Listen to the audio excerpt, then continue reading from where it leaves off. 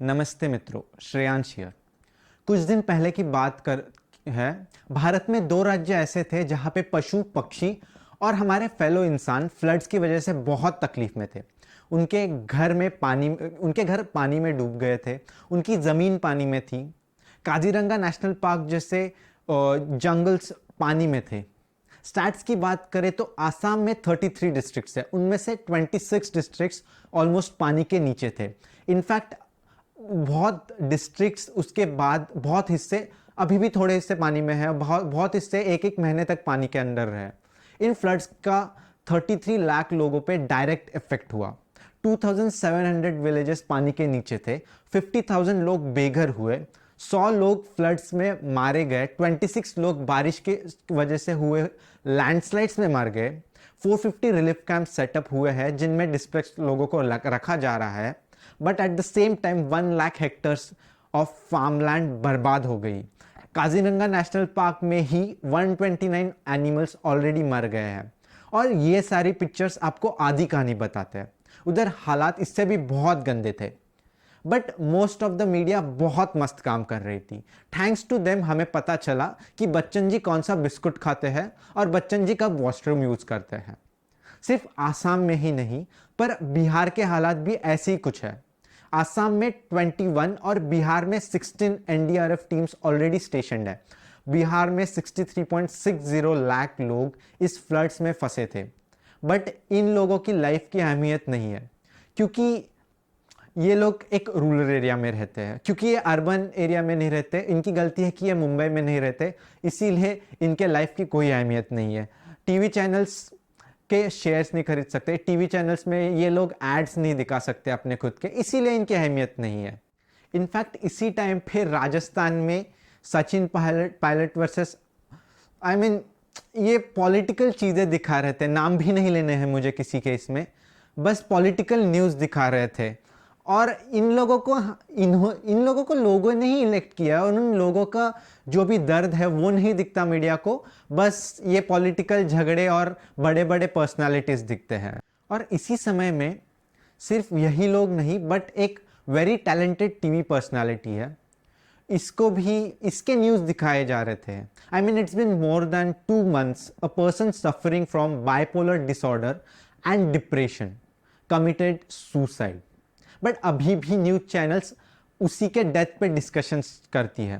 Public personalities जिनके हम बड़े फैंस होते हैं, उन सब लोग अपने अपने एजेंडाज फॉरवर्ड करने के लिए उस इंसान की जिंदगी नहीं, उस इंसान की मौत यूज कर रहे हैं। इस पूरे बात से एक चीज तो साफ पता चलता है, mental health is still not real for most of the India. अभी भी लोगों को लगता है कि डिप्रेशन नेपोटिज्म की वजह से होता है।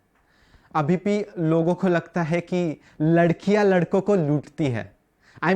इसीलिए तो उसके गर्लफ्रेंड पे एलिगेशंस लगाए जा रहे कि उसने उस पर्सनालिटी के पैसे लूटे। और मैं आज यहाँ पे उस टीवी पर्सनालिटी के बारे में नहीं बात करना चाहता, बिकॉज नहीं करना है मुझे उसके ऊपर बात, मुझे उस चीज़ को पॉलिटिसाइज नहीं करना है।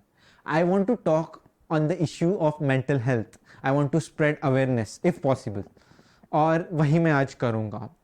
In fact first thing facts, there are nearly 300 mental health disorders जो अभी जैसे कैंसर होता है, जैसे हेडेक होता है, जैसे वोमिटिंग होती है, जैसे डायरिया होता है, वैसी 300 मेंटल हेल्थ डिसऑर्डर्स है, लिस्टेड डिसऑर्डर्स है। और इतना ही नहीं कि द मेन चीज़ें जो मेन मेंटल डिसऑर्डर्स है, उनमें फर्स्ट आता है मूड डिसऑर्डर, जिसको बाइपोलर डिसऑर्डर या फिर डिप्रेशन कहा जाता है। फिर आता है एंग्जाइटी डिसऑर्डर, फिर आता है पर्सनालिटी डिसऑर्डर, फिर आता है साइकोटिक डिसऑर्डर्स, फिर आते हैं ईटिंग डिसऑर्डर्स। या मोटे को मोटा नहीं कहना चाहिए, या one of the famous YouTubers said this, मोटे को मोटा नहीं कहे तो क्या कहे। मोटे को मोटा नहीं कहना चाहिए क्योंकि there may be a mental health issue जिसके वजह से वो मोटा है। There may be a chance कि उसको ईटिंग डिसऑर्डर है। Then there are trauma related disorders. Some people go through so much in their life, और उसके बाद it just get studied in their mind, in their brain, जिसके वजह उनको बहुत ट्रॉमा होता है, उनको बहुत स्ट्रेस होता है उन चीज़ों के थ्रू जाने के बाद।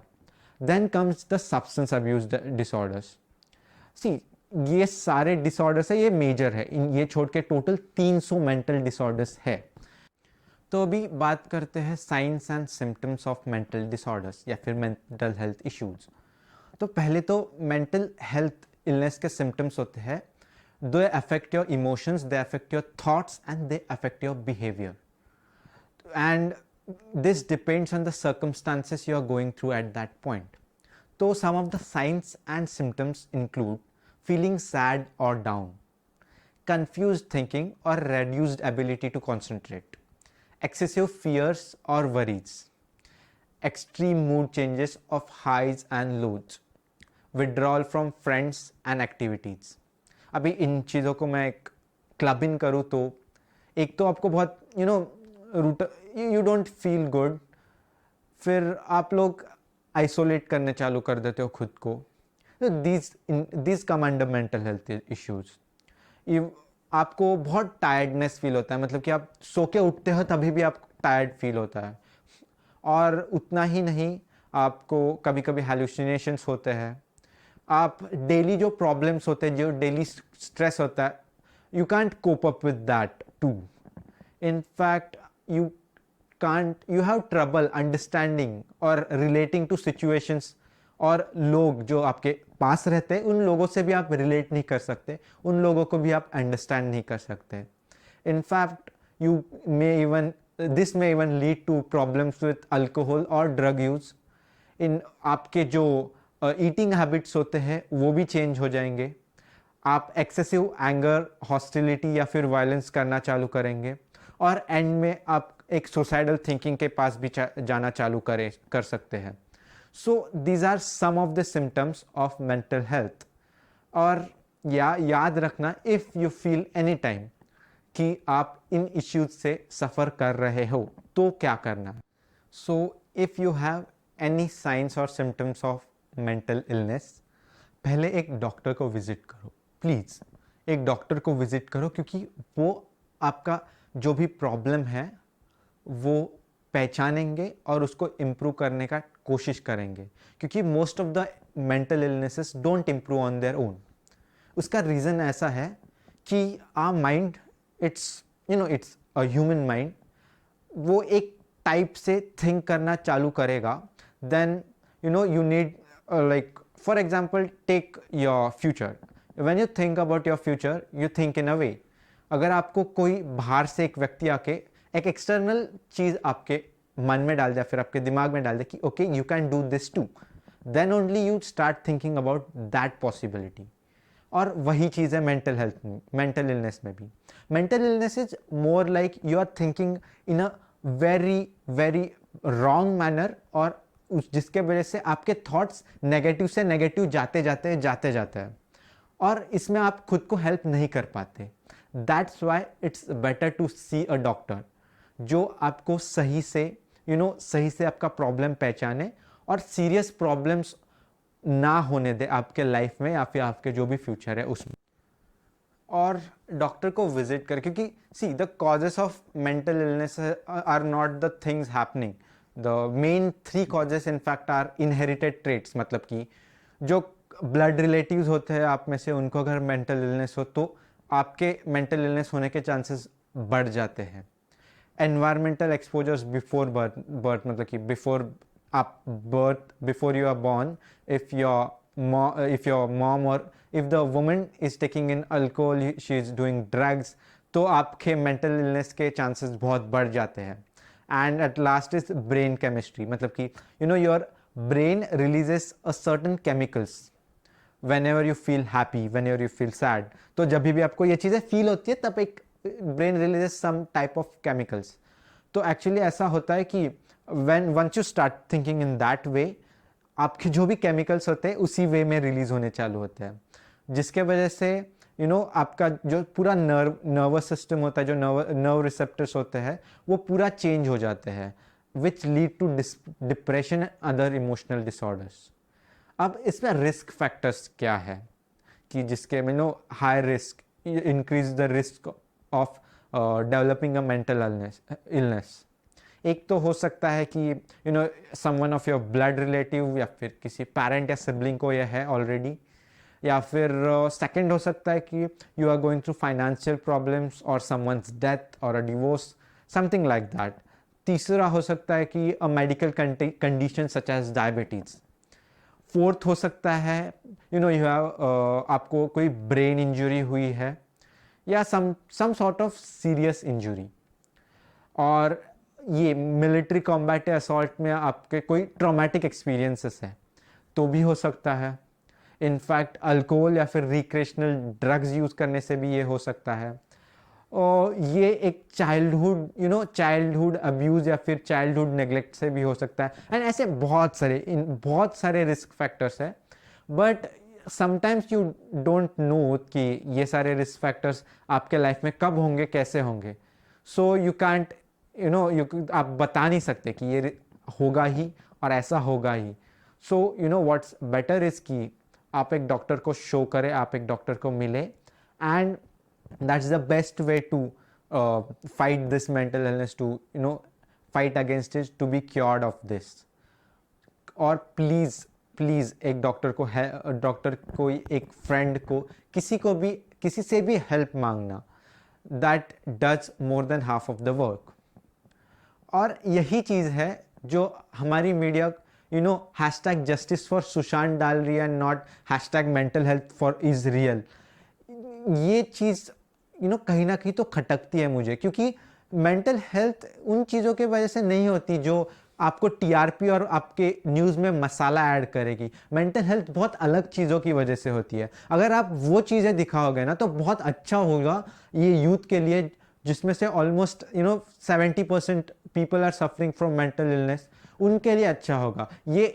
इस कंट्री के लिए जहाँ पे मेंटल हेल्थ को सीरियसली नहीं लिया जाता, इस कंट्री में आपको ये नहीं दिखाना चाहिए कि हैशटैग जस्टिस फॉर सुशांत नहीं चलता। इस कंट्री में आपको hashtag mental health is real, और कैसे रियल है, क्यों रियल है, ये चीज़ें दिखाओगे। मे बी आपका टीआरपी नहीं मिलेगा, मे बी आपको मसाला नहीं मिलेगा, मे बी आपको पैसा नहीं मिलेगा, बट इससे मीडिया का काम जो है ना वो बहुत अच्छे से होगा, लोगों को बहुत हेल्प होगी। एंड आई थिंक आपको वही करना चाहिए। बट लिव इट यार, मीडिया का तो दे आर राइट नाउ, आप देख भी सकते हो कि कैसे almost more than half of the media, almost the whole of media, बहुत ही कम चैनल्स है, बहुत ही कम न्यूज़ रिपोर्टर्स है, जैसे कि रवीश कुमार जी, उन जैसे न्यूज़ रिपोर्टर्स है जो एक्चुअली में सच्ची न्यूज़ दिखाते हैं, जो एक्चुअली में वो दिखाते हैं जो एक कॉमन मैन की समस्या इस टीवी के स्क्रीन पे लाके रखते हैं। बाकी सब न्यूज़ चैनल्स तो आपको भी पता है कौन गेम खेल रहा है और वो किसके प्यादे है।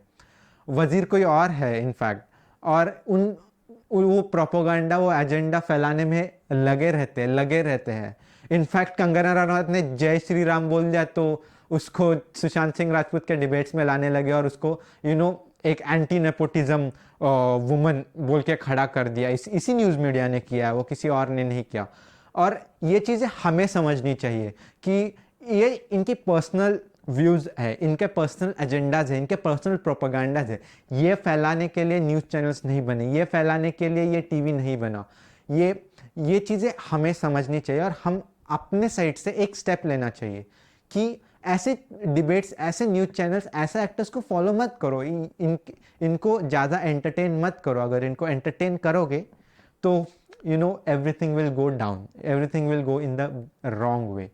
और यही मेरा आप सबसे रिक्वेस्ट है कि ये चीज़ें, ये जो भी न्यूज़ चैनल्स हो, जो भी एक्टर्स हो, जो भी बड़े पर्सनालिटीज़ हो, जो ये चीज़ कर रहे हैं, जो हेट फैला रहे हैं, जो खुद को एक हीरो की तरह दिखा रहे हैं, they are not heroes, they are just people जिनके खुद के एजेंडाज हैं, जिनके खुद के प्रोपोगंडाज है, और वो चीज़ें स्प्रेड करने के लिए किसी भी हद तक जा सकते हैं। एक बंदे की, एक वेरी टैलेंटेड, एक बहुत अच्छे बंदे की मौत को भी यूज़ कर सकते हैं। और it's just a caution, it's just a precaution. और इसके आगे प्लीज़ ऐसे लोगों को एंटरटेन मत कीजिए। और जाते जाते मैं बस आपको बोलना चाहता हूँ, आपको अगर वीडियो पसंद आया तो लाइक, शेयर एंड सब्सक्राइब। और कमेंट सेक्शन में आप बता सकते हैं, if you want to open up to me about anything, you can just put it in comment section. I will surely reply and I will surely try to be there for the most people, at most people as possible जो भी इन चीज़ों से अभी सफ़र कर रहे हैं। Bye.